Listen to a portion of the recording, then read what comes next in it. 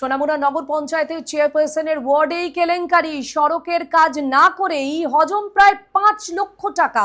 নগর পঞ্চায়েতের আধিকারিকের কাছে ডেপুটেশন স্থানীয়দের। অভিযোগ, রাস্তার কাজ না করেই সরকারি তহবিল থেকে প্রায় 5 লক্ষ টাকা তুলে নেওয়া হয়েছে। এই অভিযোগকে কেন্দ্র করে ক্ষোভে ফুঁসছেন স্থানীয় বাসিন্দারা। বৃহস্পতিবার নগর পঞ্চায়েতের আধিকারিকের কাছে ডেপুটেশনও জমা দেন তারা। দেখুন বিস্তারিত। সোনামুড়া নগর পঞ্চায়েতের 7 নম্বর ওয়ার্ডে রাস্তার কাজ নিয়ে নতুন করে বিতর্ক দানা বেঁধেছে। স্থানীয়দের অভিযোগ, 2025 থেকে 26 অর্থবর্ষে সোনামুড়া হাসপাতাল রোড থেকে স্বপন দাসের বাড়ি এবং সংলগ্ন মসজিদ পর্যন্ত ব্রিক সোলিং রাস্তা ও ইটের ড্রেন নির্মাণের জন্য প্রায় 4,83,980 টাকার বরাদ্দ হয়। টেন্ডারও ডাকা হয়, কিন্তু বাস্তবে সেই কাজ আজও শুরু হয়নি। এই কাজটা যখন আইছে তখনকার দেখলাম যে আমরা তো তখন জানি না কত আইছে কাজটা, কিন্তু তারা টুকিটাকি মেনটেনেন্স করলো। আমি কইছিলাম যে এই জায়গাটার মধ্যে 2টা গাড়ি মাটি ফলাইয়া আবার নতুন করে, কারণ আমরা জানি, আমি পরে ওয়ার্ক অর্ডারটা পাওয়ার পর দেখলাম যে মেইন রোড থেকে স্বপন দাসের বাড়ি পর্যন্ত ফুল সোলিং।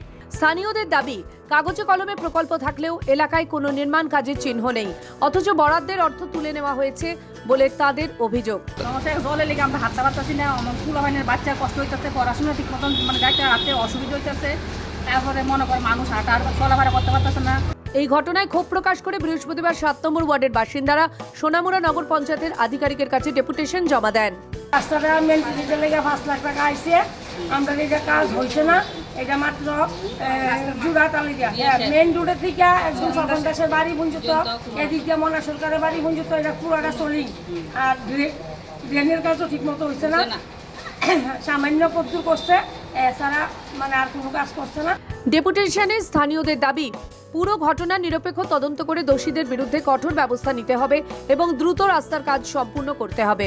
আমরা ওই দিনকে নগর পঞ্চায়েত থেকে যারা আইছিল তাদেরকে ছাত্রকে আমি বলছি যে এই অবস্থা, এই ওয়ার্ডের কাজ আইলো, কিন্তু কাজ কি করলো আমরা তো কিছুই দেখলাম না।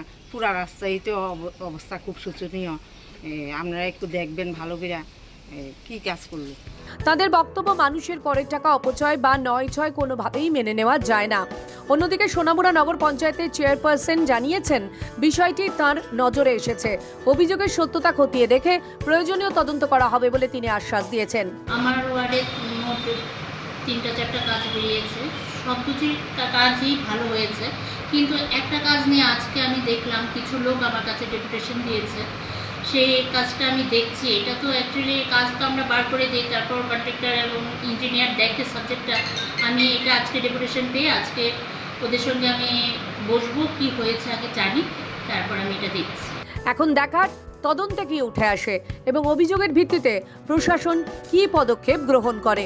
ত্রিপুরা থেকে দেবাশিস বসুর রিপোর্ট, সিএন ত্রিপুরা।